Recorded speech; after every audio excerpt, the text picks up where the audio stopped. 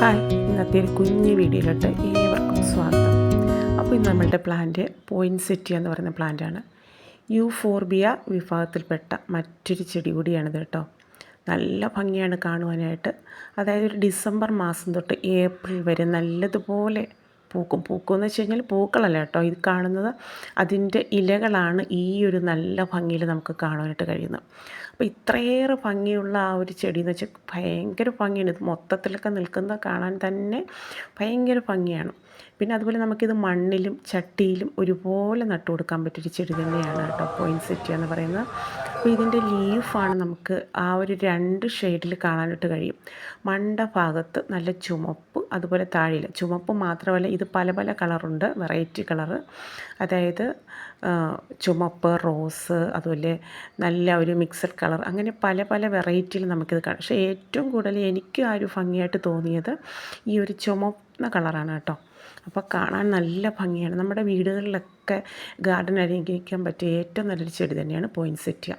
അപ്പോൾ ഇത് വലിയ കെയറിങ് ഒന്നും വേണ്ട, പക്ഷേ വെയിൽ തീരെ ഇഷ്ടപ്പെടാത്ത ഒരു ചെടി തന്നെയാണ്.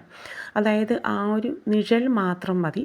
അപ്പോൾ നമുക്ക് ഇൻഡോറായിട്ടും സെറ്റ് ചെയ്യാം, ഔട്ട്ഡോറായിട്ടും സെറ്റ് ചെയ്യാം. പക്ഷേ ഔട്ട്ഡോറിൽ സെറ്റ് ചെയ്ത് കൊടുക്കുമ്പോൾ നല്ല ഒരു ഷെയ്ഡുള്ള ഭാഗത്തേക്ക് മാറ്റി വെച്ചെടുക്കുക. പിന്നെ സിറ്റ് ഔട്ടിലൊക്കെ സെറ്റ് ചെയ്യാണ് ഏറ്റവും നല്ലത്. അപ്പോൾ നമുക്ക് ഈ ഒരു പ്ലാന്റ് എങ്ങനെയാണെന്ന് റീപ്പോർട്ട് ചെയ്യുന്നതെന്ന് നോക്കാം. ഇപ്പോൾ ഞാൻ എടുത്തിട്ടുള്ളത് കരിയിലയാണ്, നല്ലതുപോലെ ഉണങ്ങിയ കരിയില, അതുപോലെ തന്നെ മണ്ണും മണലും ചാണകപ്പൊടിയും ചേർന്ന മിശ്രിതം. അതിലേക്ക് മറ്റൊരു ഐറ്റം, അതായത് വേപ്പിൻ പിണ്ണാക്കൂടി ഞാൻ ആഡ് ചെയ്യുന്നുണ്ട്. പിന്നെ ഈ കരിയില ഉണ്ടല്ലോ, നല്ലതുപോലെ നമ്മുടെ കൈ വെച്ച് തന്നെ അങ്ങ് പൊടിച്ചെടുക്കാം കേട്ടോ. അപ്പോൾ നല്ലതുപോലെ മണ്ണിൻ്റെ കൂടെ ചേർന്ന് അങ്ങ് കിടന്നോളും. അതുപോലെ ഫസ്റ്റെന്ന് വെച്ചാൽ നല്ല ഡ്രെയിനേജായിട്ട് ഇരിക്കണം മണ്ണ്. അപ്പോൾ അതുകൊണ്ട് വെള്ളം വാർന്നു പോകുന്ന ഒരു ചട്ടി കേട്ടോ, നല്ല ഒരു ഹോളുള്ള ചട്ടി തന്നെ എടുക്കണം. അപ്പോൾ അത് മണ്ണ് കയറി ഒരിക്കലും അടഞ്ഞു പോകാൻ പാടില്ല. കാരണം ഇതിൻ്റെ ചുവട്ടിൽ വെള്ളം കെട്ടി നിന്ന് കഴിഞ്ഞാൽ ഇതിൻ്റെ വേര് പെട്ടെന്ന് ചീഞ്ഞു പോകും. അത് പ്രത്യേകം ശ്രദ്ധിക്കുക. അപ്പോൾ അതുകൊണ്ട് ഒരിക്കലും ഹോളില്ലാത്ത ചട്ടി നോക്കി എടുക്കുക. നല്ലൊരു ഹോളിലെ ചട്ടി എടുക്കുക. അവിടെ എന്തോ ഒരു ഓടും കഷ്ണമോ അല്ലെങ്കിൽ കൊച്ചൊരു പീസ് കട്ട എന്തെങ്കിലും വെച്ച് കൊടുക്കുക. കാരണം നമ്മുടെ ഈ മണ്ണ് കയറി അടഞ്ഞു പോകാതിരിക്കാൻ വേണ്ടിയാണ്. അപ്പോൾ ഈ കരിയില നമുക്ക് നല്ലതുപോലെ ഒന്ന് പൊടിച്ചെടുക്കാം. ഏറ്റവും നല്ലൊരു കമ്പോസ്റ്റ്, ഏറ്റവും നല്ലൊരു വളം തന്നെയാണ് കരിയില കേട്ടോ. കരിയില കമ്പോസ്റ്റ് ഏത് കരിയില ആയിക്കോട്ടെ, നമ്മളുടെ വീട്ടിലുള്ള ഏത് കരിയില ആയാലും മതി. ഉണക്ക കരിയില നല്ലതുപോലെ പൊടിച്ചെടുക്കുക കേട്ടോ. അപ്പോൾ ഫ്ലാറ്റിൽ താമസിക്കുന്നവർക്കും ഈസിയായിട്ട് ഇതുപോലെ ചെയ്ത് കൊടുക്കാം. കാരണം കൂടുതൽ മണ്ണിൻ്റെ ആവശ്യമില്ല. അപ്പോൾ ഇതുപോലെ ഈ ഒരു ഞാൻ ഇച്ചിരി വെള്ളം ഒഴിച്ച് കുതിർത്ത് വെച്ചിട്ട് ചട്ടിയിൽ നിന്ന് അത് നല്ലതുപോലെ ഇളക്കി എടുത്തിട്ടുണ്ട്. അപ്പോൾ വേര് പോകാത്ത വിധം ആ അടിഭാഗത്തുള്ള കുറച്ച് മണ്ണൊന്ന് മാറ്റി കൊടുക്കുക. കാരണം അത് നല്ല പശപ്പശപ്പുള്ള മണ്ണാണെങ്കിൽ വെള്ളം ഇതുപോലെ പിടിച്ചിരിക്കും. അപ്പോൾ അതിന് ഒരു മാറ്റം വരുത്താൻ വേണ്ടിയിട്ടാണ് ചെറുതായിട്ട് വേരിനിളക്കം തട്ടാതെ താഴെയുള്ള മണ്ണൊന്ന് ഇളക്കി കൊടുക്കുക. ഇല്ലെങ്കിലും പ്രശ്നമില്ല, എങ്കിലും ഒന്ന് മാറ്റി കൊടുത്താൽ നല്ലതായിരിക്കും കേട്ടോ. എന്നിട്ട് നമ്മൾ ആ കരിയിലോട്ട് വെച്ച് കൊടുക്കുക. അതിൻ്റെ മേലേക്ക് ഈ ഒരു മണ്ണ്, അതായത് വേപ്പിൻ പിണ്ണാക്കുണ്ട്, അതുപോലെ ചാണകപ്പൊടിയുണ്ട്. വേപ്പിൻ പിണ്ണാക്കൂടെ നല്ലതുപോലെ ഒന്ന് പൊടിച്ച് ചേർത്ത് കൊടുക്കുക. നമ്മളുടെ ഗാർഡൻ സോയിൽ ഇത്രയും കൂടെ നല്ലതുപോലെ മിക്സ് ചെയ്ത് അതിലേക്ക് ഇട്ട് കൊടുക്കുക. പ്ലാസ്റ്റിക്കോ അല്ലെങ്കിൽ കൊച്ചു വെച്ച് മറ്റ് ഇതൊന്നും കിടക്കാൻ പാടില്ല. അപ്പോൾ നല്ല ഒരു വെള്ളം വാർന്നു പോകുന്ന രീതിയിൽ, അതായത് പശപ്പശപ്പുള്ള മണ്ണ് ഒരിക്കലും ഇട്ട് കൊടുക്കരുത്. വെള്ളം ആവശ്യത്തിന് വേണം ഈ ചെടിക്ക് കേട്ടോ. ആ ഒരു ഈർപ്പം നോക്കിയിട്ട് വേണം നമ്മൾ വെള്ളം ഒഴിച്ചു കൊടുക്കാനായിട്ട്. ചുവട്ടിൽ വെള്ളം കെട്ടി നിൽക്കരുത് ഒരിക്കലും. അതുപോലെ വെയിൽ കൂടുതൽ അടിക്കരുത്, ഇലയുടെ കളർ മാറ്റും.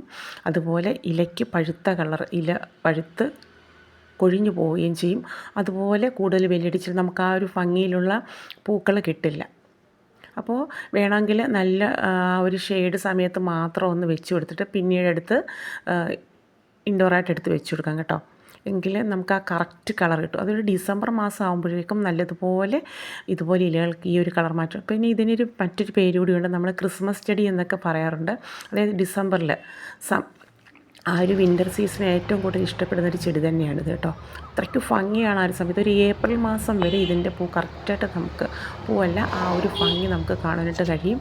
അപ്പോൾ അതിനനുസരിച്ച് വളവും അതുപോലെ തന്നെ നമ്മൾ ഈ വെയിൽ ഇങ്ങനെ മാറ്റി മാറ്റി കൊടുക്കുകയാണെങ്കിൽ നമ്മളുടെ വീട്ടിലെ സിറ്റ് ഔട്ടിലൊക്കെ ഇൻഡോറായിട്ട് സിറ്റൗട്ടിൽ അല്ലെങ്കിൽ ഇൻഡോറായിട്ടും അല്ലെങ്കിൽ ഔട്ട്ഡോറായിട്ടും നമുക്ക് നല്ല കെയറിങ്ങോടുകൂടി വളർത്താൻ പറ്റിയൊരു ചെടി തന്നെയാണ്.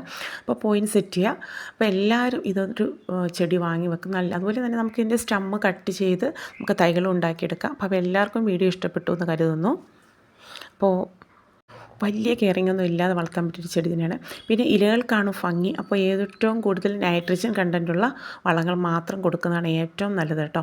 അതായത് ഒന്നാമത്തത് ചാണകപ്പൊടി കൊടുക്കുന്നത് ഏറ്റവും നല്ലത്. അതുപോലെ തന്നെ നമ്മളുടെ വീട്ടിലെ ഉലുവ നല്ലതുപോലെ ചൂട് വെള്ളത്തിലിട്ട് കുറുത്തതിന് ശേഷം അത് മിക്സിയുടെ ജാറിൽ നല്ലതുപോലെ അരച്ചെടുത്തിട്ട് പുളിച്ച കഞ്ഞിവെള്ളം ഉണ്ടല്ലോ, ഒരു 3 ദിവസം പുളിച്ച കഞ്ഞിവെള്ളത്തിലേക്ക് മിക്സ് ചെയ്തിട്ട് അത് ഇതിൻ്റെ ചൂട്ടിൽ ഒഴിച്ചു കൊടുക്കുക കേട്ടോ. അപ്പോൾ നല്ലതുപോലെ ഇലകൾക്ക് നല്ല കളറും നല്ല ഒരു ഗ്രോത്തും കിട്ടാനായിട്ട് ഏറ്റവും നല്ല ഫെർട്ടിലൈസർ തന്നെയാണ്. അപ്പോൾ ഇതെല്ലാം ഒന്ന് ട്രൈ ചെയ്യാൻ നോക്കുക എന്ന് പറയുന്ന ഒരു പ്ലാന്റിൻ്റെ ഒരു കെയറിങ്. അപ്പോൾ ഇതുപോലെ വളർത്തിയാൽ നല്ല രീതിയിൽ നമുക്ക് നല്ല ഭംഗിയിൽ വളർത്തിയെടുക്കാം. അപ്പോൾ എല്ലാവരും ഒന്ന് ട്രൈ ചെയ്യാൻ നോക്കുക. അപ്പോൾ നിങ്ങൾക്ക് വീഡിയോ ഇഷ്ടപ്പെടുവാണെങ്കിൽ ഒന്ന് ലൈക്ക് ചെയ്യാനും ഷെയർ ചെയ്യാനും ഒന്നും മടിക്കരുത്.